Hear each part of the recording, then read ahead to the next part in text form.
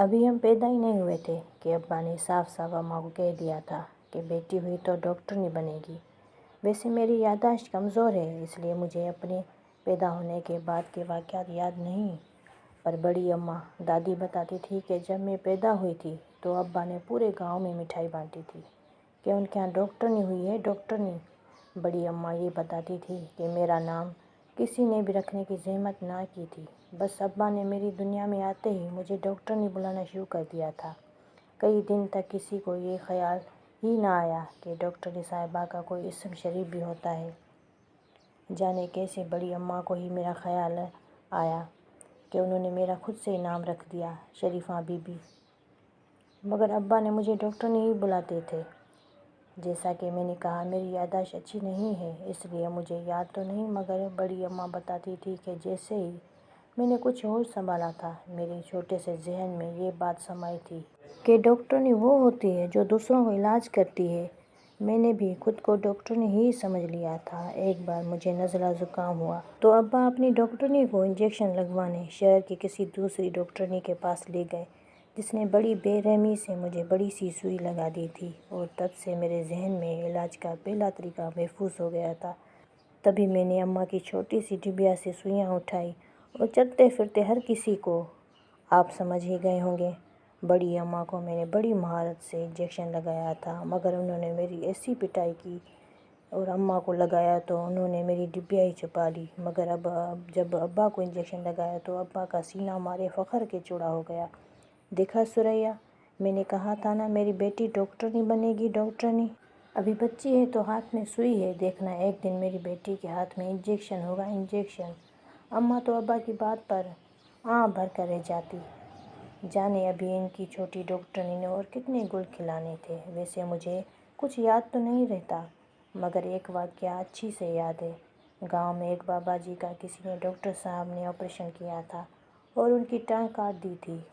मैंने बड़ी अम्मा से पूछा कि भाई बाबा जी की टांग कहाँ गई, तो बड़ी अम्मा ने मुझे समझाया कि बाबा जी बहुत बूढ़े हो गए थे, उनकी टांग में तकलीफ़ रहती थी, तो डॉक्टर ने उनकी टांग काट दी ताकि उनकी बीमारी ज़्यादा ना बढ़े। अब टांग कैसे काटी जाती है मैंने बड़ी अम्मा से ना पूछा था, और पूछती भी क्यों, मैं तो पैदाइशी डॉक्टर नहीं थी। और अपने पेशे नज़र पेश मुझे अपनी बड़ी अम्मा का बड़ा एहसास हुआ, जो सारी रात बेचैन रहती थी कि हाय मैं सुरैया, मेरी टांगें दबा, मुझे बड़ा दर्द है। शरीफा, मेरी टांगें दबा। मैंने भी अपनी बुज़ुर्ग दादी का पक्का पक्का इलाज करने की ठान ली थी। सबसे पहले मैंने घर में कोई तेज़ धार वाली छुरी ढूंढने की कोशिश की, मगर बड़ी अम्मा की टांग बड़ी थी और छुरी छोटी। फट से मेरे जहन में आ रहा आया तो मैं भागी गई, आ रहा आकर अपने सहन में रख दिया, या किसी ने भी ये मेरी हरकत को काबिल तवज्जो नहीं जाना था। मगर खैर मुझे क्या, मुझे तो बस उस वक्त का इंतज़ार था जब बड़ी अम्मा को दर्द उठे और मैं उनका दर्द हमेशा हमेशा के लिए ख़त्म कर दूं। बस फिर क्या था, हस्बे आदत रात होते ही बड़ी अम्मा दर्द से चिल्लाने लगी, ओ शरीफा आ ज़रा मुझे लाते दे, हाय हाय आज तो बड़ा दर्द है। मैंने भी आरा उठाया और बड़ी अम्मा की टांग के पास खड़ी हो गई। बड़ी अम्मा आंखें बंद किए लेटी थी और मैंने एक अच्छी डॉक्टरनी होने का सबूत देते हुए बड़ी अम्मा से सवाल किया, बड़ी अम्मा एक टांग में दर्द है या दोनों में? हाय हाय दोनों में ही दर्द है बदबख्त, जल्दी से लाते दे मुझे। अच्छा तो यानी मुझे एक के साथ दोनों टांगों का ऑपरेशन करना होगा। बड़ी अम्मा तो घुटनों के नीचे ही दबाती थी, मुझे घुटने से लेकर पाँव तक ऑपरेशन करना था। बस फिर क्या था, आरे से ऑपरेशन करने ही वाली थी। ये अम्मा ने मुझे चोटी से पकड़ कर धकेल दिया। उसके बाद मुझे कितनी लातें घुसे पड़े मुझे याद नहीं, क्योंकि मैंने कहा ना मुझे कुछ याद नहीं रहता। उस दिन के बाद से घर में मुझे किसी ने डॉक्टर ने नहीं बुलाया था, और हैरत की बात यह भी थी कि अब्बा भी मुझे अब शर्फो बुलाते थे, डॉक्टरनी नहीं। फिर धीरे धीरे मैं भी भूल गई कि मैं डॉक्टरनी हूँ। मगर जब 8वीं का इम्तिहान दिया तो अब्बा फिर से वही रट लगाई कि मेरी शरीफा डॉक्टरनी बनेगी, डॉक्टरनी। तभी मुझे साइंस के मज़मून में रखवा दिए। मगर अब मैं सबको कितनी बार बताऊं कि मुझे कुछ याद ही नहीं रहता, इसलिए मुझे साइंस सब्जेक्ट भी कहाँ याद रहते थे। जो पढ़ती जाती थी साथ ही साथ भुलाती जाती थी। फिर भी कोई बहुत ज़्यादा मेहनत का कोई शौक़ भी नहीं था। अरे शौक़ क्या, ज़रूरत ही ना थी। मेहनत तो वो करें जिन्हें ڈاکٹرنی بننا ہو، مگر مجھے تو پتہ تھا میں تو تھی ہی پیدائشی ڈاکٹرنی۔ تبھی محنت کا ذمہ دوسروں کے سروں پہ ڈالے میں سکون سے کھاتی پیتی اور سوتی رہتی تھی۔ اسکول کے پہلے ٹرم کا رزلٹ آیا تو میں تمام سائنسی مضامین میں نہایت ہی اچھے نمبر لے کر فیل ہوئی تھی، اور سب سے خاص بات تو یہ تھی کہ پوری کلاس میں سب سے زیادہ اچھا نمبر لے کر میں ہی فیل ہوئی تھی۔ کسی مضمون میں 3 نمبر تھے تو کسی میں 5۔ بس اب یہ سمجھ لیں کہ میں نے فیل ہونے میں پہلی پوزیشن لی تھی، مگر اس پہلی پوزیشن سے ابا باہمت دکھی ہوئے تھے۔ مجھے کچھ خاص باتیں یاد تو نہیں رہتی، مگر ابا کی آنکھوں میں آنے والی نمی مجھے آج بھی یاد ہے، جو میری رپورٹ کارڈ دیکھنے پر آئی تھی۔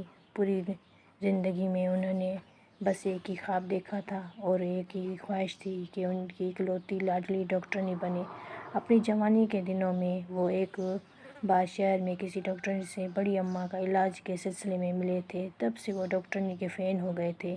انہیں لگتا تھا کہ ڈاکٹرنی فرشتہ ہوتی ہے، فرشتہ، اور ڈاکٹرنی کو جو عزت ملتی ہے اس کے تو کیا ہی کہنے۔ بس تبھی سے وہ ایک ڈاکٹرنی کے باپ ہونے کا فخر محسوس کرنا چاہتے تھے، مگر گاؤں میں کوئی خاص طبی سہولت یا اچھی ڈاکٹرز بھی وہاں نہیں تھی۔ تو ان کی چاہت تھی کہ ان کی بیٹی گاؤں کی پہلی ڈاکٹرنی بنے، مگر میری رپورٹ کارڈ نے ان کے سارے خوابوں کو چکنا چور کر دیا تھا۔ انہوں نے مجھے ایک لفظ نہیں کہا تھا، نہ ڈانٹا تھا، نہ شکوہ کیا تھا، مگر ان کی آنکھوں کی نمی سب کچھ کہہ گئی تھی۔ اس دن میں نے فیصلہ کر لیا کہ اب تو میں ڈاکٹرنی بن کر ہی رہوں گی۔ مجھے کچھ یاد نہیں رہتا، اس بات کا بھی میں نے یاد نہیں رکھا تھا، اور دن رات محنت کر کے 9ویں کا بورڈ ایگزام میں ٹاپ کیا۔ مجھے اندازہ تھا کہ ہم گاؤں میں رہنے والے سفید پوش ہیں، اگر مجھے ڈاکٹرنی بننا ہے تو میرٹ پر بننا ہوگا۔ تبھی میں نے ایف ایس اے میں بھی بہت عمدہ کارکردگی دکھائی اور انٹری ٹیسٹ میں بھی میڈیکل کالج میں داخلہ۔ پر ابا نے سارے گاؤں میں دیگیں بانٹی تھیں، مجھے اپنا گاؤں چھوڑ کر ہاسٹل میں آنا پڑا۔ 2 ماہ ہوئے تھے کہ ابا بیمار ہو گئے اور اماں میری پیدائش کے 19 سال بعد پھر سے امید سے ہو گئی۔ کچھ ماہ تو وقت کو جیسے تیسے دھکا دیا، مگر پھر جب ابا کی طبیعت زیادہ بگڑی تو میں نے انہیں شہر بلوا لیا۔ اماں اور ابا دونوں ہی شہر میں آ گئے۔ شہر میں کرائے کے گھر وغیرہ کے اخراجات تو تھے ہی، مگر ڈاکٹروں کے خرچ تو جان ہی لینے لگے تھے۔ سرکاری ہسپتالوں میں ابا کے ساتھ جاتی تو سارا دن باری نہ آتی۔ ابا درد سے تڑپتے رہتے، مگر کسی کے ماتھے پر بل تک نہ آتی۔ ابا درد سے کراتے، مگر ایسا محسوس ہوتا کہ پورے ہسپتال میں بس مریض ہی انسان ہیں، باقی سارا عملہ تو بس روبوٹ ہے جن کے اندر کوئی حس نہیں ہے۔ لوگوں کو موت، لوگوں کی تکلیف دن رات دیکھ کر شاید ان کی ساری حسیات بھی مر گئی تھی۔ اب انہیں کسی کی تڑپ کے مر جانے سے فرق نہ پڑتا تھا۔ میرے ابا کو شاید درد اٹھا تو میں کسی ڈاکٹر کو ڈھونڈنے گئی۔ ایک ڈاکٹر مل بھی گیا، مگر وہ چائے پی رہا تھا۔ وہ تب تک نہ اٹھا جب تک اس نے اپنی چائے کا کپ پورا خالی نہ کر دیا۔ وہ ڈاکٹر آیا اور ابا کو سرسری سا دیکھ کر چلا گیا۔ میں نے ابا کو حوصلہ دیا تو بہت دیا، مگر اتنی ہی دیر میں گھر سے اماں کی کال آ گئی۔ انہیں درد اٹھا تھا۔ میں فوری طور پر لیبر روم گئی تاکہ ایک بار جائزہ لے لوں، پھر اماں کو لے کر آؤں، مگر لیبر روم کا حال میری غیرت کو للکار گیا۔ مرد حضرات کا عملہ بلا جھجک اور بلا کسی روک ٹوک کے لیبر روم کے اندر آ جا رہا تھا، اور عورتیں اسی حالت میں بغیر کسی چادر کے تڑپ رہی تھیں۔ ایک عورت پر نظر پڑی جو جانے کب سے درد میں کسی نرس کو آوازیں دے رہی تھی، بس اتنا ہی صدا کر رہی تھی کہ خدا کے لیے کوئی میرے اوپر چادر ڈال دو، مگر ہر نرس، ہر ڈاکٹرنی کے کان پر پوری طرح سے بند تھے۔ ہاں، مگر زبان ضرور کام کر رہی تھی۔ جب کوئی زیادہ ہی درد سے کراہے تو اسے ایسی باتیں کہی جاتی جو لکھتے ہوئے قلم بھی شرمندہ ہو جائے۔ میری غیرت نے گوارا نہ کیا کہ اماں کو اس ماحول میں لاؤں۔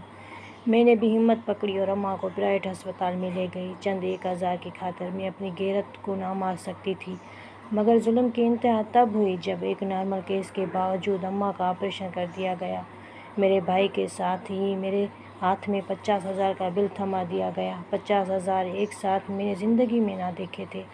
اماں کے زیور بیچ کر ہسپتال والوں کا بل ادا کیا تو سرکاری ہسپتال ابا کے پاس بھاگی جو درد سے تڑپ رہے تھے، مگر انہیں کوئی دیکھنے والا نہ تھا۔ گڑ گڑا کر اسی ڈاکٹر کو پکڑ کے لائی تو اس نے کہا کہ جی تشخیص ہو گئی ہے، انہیں معدے کا السر ہے۔ تو جناب ابا کو معدے کا السر ہے، یہ پتہ لگنے میں اتنے دن لگ گئے۔ یعنی اب تک جو انہیں ادویات دی گئی وہ بنا کسی تشخیص کے دی گئی تھی۔ ڈاکٹر تو چلا گیا مگر ابا نے اس دن سے مجھے بس اتنا کہا، میری بیٹی ڈاکٹرنی نہیں بنے گی، اور میری آنکھوں سے بے تحاشا آنسو امڈا گئے۔ پھر کچھ دن کے علاج معالج کے بعد ابا گھر آئے تو اماں کے آپریشن کا سن کر تو اپنی بات پر ڈٹ ہی گئے۔ ابا کہتے ہیں کہ انسانیت مار کر ڈاکٹرنی بنانی نہیں چاہیے۔ اگر ڈاکٹرن بن کر پیسے کی ہوس میں انسان اتنا اندھا ہو جاتا ہے، بلا وجہ کسی کو چیر پھاڑ دینے پر بھی اس کے ہاتھ نہیں کانپتے، تو انہیں ایسی ڈاکٹرنی نہیں چاہیے۔ میں سارے ڈاکٹرز کو برا نہیں کہتی، دنیا میں اچھے ڈاکٹرز بھی ہیں، مگر اتنا ضرور کہتی ہوں کہ اگر آپ بھی کسی کی تکلیف دور کرنے کے بجائے پیسے بٹورنے کے لیے ڈاکٹر یا ڈاکٹرنی بن رہے ہیں تو ہاتھ جوڑ کر درخواست کرتی ہوں کہ ہمیں نہیں چاہیے ایسی ڈاکٹرنی۔